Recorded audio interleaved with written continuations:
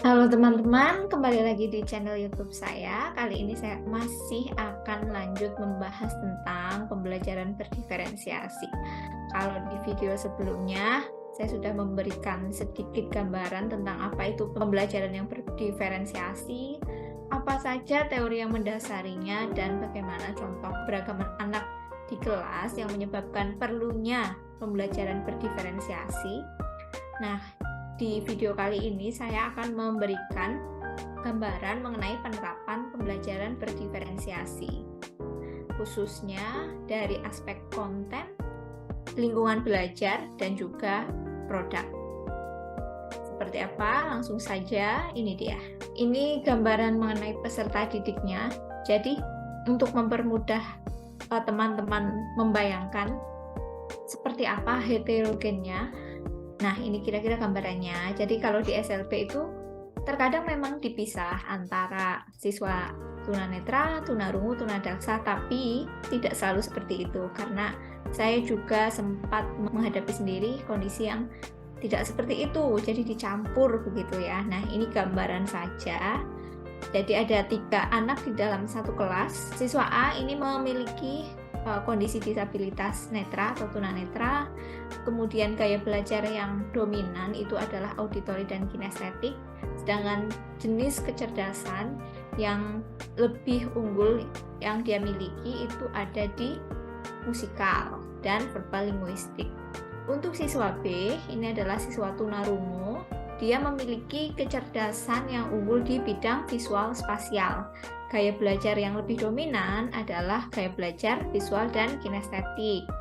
Dan siswa C adalah siswa tunadaksa. Gaya belajar yang dominan auditori dan kinestetik.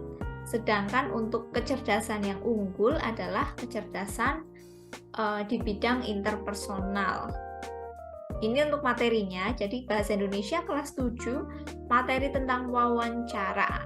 Jadi sebenarnya ada 4 aspek yang bisa dimodifikasi ketika melaksanakan pembelajaran berdiferensiasi, yaitu konten, proses, lingkungan belajar, dan produk.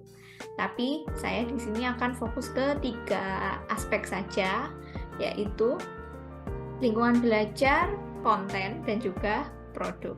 Nah, yang pertama untuk lingkungan belajarnya, karena tadi ada 2 peserta didik yang menggunakan gaya belajar yang unggul atau yang dominan itu adalah auditori, sehingga di sini lingkungan kelasnya, lokasi kelasnya diusahakan untuk tidak di tempat yang bising, misalkan di pinggir jalan raya atau di dekat lapangan sekolah begitu, karena biasanya itu akan muncul banyak suara-suara yang akan mengganggu konsentrasi anak ketika belajar.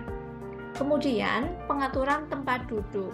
Yang pertama, siswa tunanetra karena dia daya tangkap utamanya atau sensor yang digunakan lebih banyak itu adalah pendengaran, sehingga diupayakan untuk lebih dekat dengan sumber suara, yaitu guru dan juga speaker. Kemudian untuk siswa tunarungu, untuk mempermudah dia membaca oral guru dan teman, misalkan ada yang presentasi, dia duduk di tengah.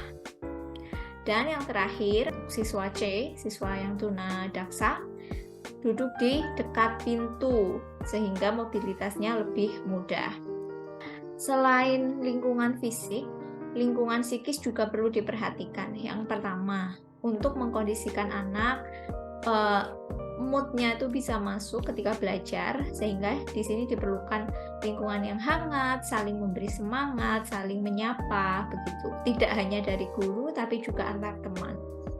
Yang selanjutnya, apersepsi untuk membantu anak bisa masuk ke materi yang akan dibahas, sehingga di awal guru memberikan apersepsi untuk mengantarkan dulu kira-kira apa yang akan dibahas. Jadi anak-anak yang sebelumnya misal dari rumah nangis, moodnya bisa diperbaiki dulu, moodnya bisa diarahkan ke materi yang akan diajarkan. Nah, selanjutnya untuk konten.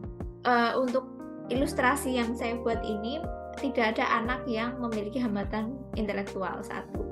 Kedua, saya sebenarnya mendesain mereka memiliki prior knowledge yang kurang lebih sama, sehingga di sini untuk muatannya sama, tingkat kesulitannya sama, tetapi dibedakan dalam hal pertama formatnya. Jadi guru menyediakan materi dalam format video yang mana itu dilengkapi juga dengan penjelasan lisan dan subtitle sehingga siswa tunarungunya bisa mengakses, siswa tunanetranya juga bisa mengakses dari segi audionya.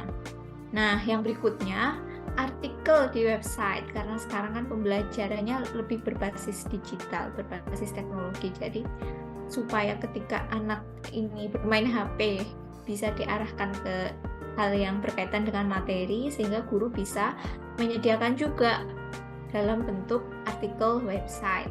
Tapi dengan catatan gambar yang ada di artikel tersebut memiliki caption dan alt text.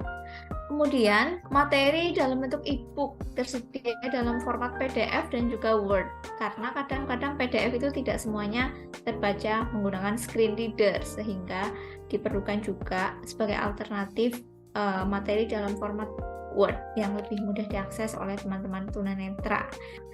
Untuk produk yang dihasilkan, jadi guru tidak membatasi anak harus membuat tugas dalam bentuk misal artikel atau harus dalam bentuk gambar, tidak, tapi dibebaskan sesuai kreativitas masing-masing anak. Tetapi dengan catatan anak harus tetap memenuhi kriteria atau kualitas standar yang ditetapkan oleh guru, yaitu karena tadi materinya tentang wawancara, tugasnya adalah mewawancarai tokoh yang merupakan pelaku ekonomi tertentu di sektor tertentu. Nah, tugasnya harus memuat identitas dari orang yang diinterview serta hasil wawancaranya seperti apa. Tapi penyajiannya dalam bentuk apa, ini dibebaskan. Setelah diberikan tugas itu tadi, ternyata anak A, siswa A yang tunanetra tadi mengumpulkan tugas dalam bentuk laporan tertulis. Kemudian siswa B yang tunarungu itu mengumpulkan tugas dalam bentuk komik, jadi nanti ada gambarnya dan berisi percakapannya seperti apa. Dan siswa C yang tunadaksa itu tadi tugasnya dikumpulkan dalam bentuk podcast, video podcast, di mana dia mewawancarai beberapa pelaku ekonomi yang ada di sekitar.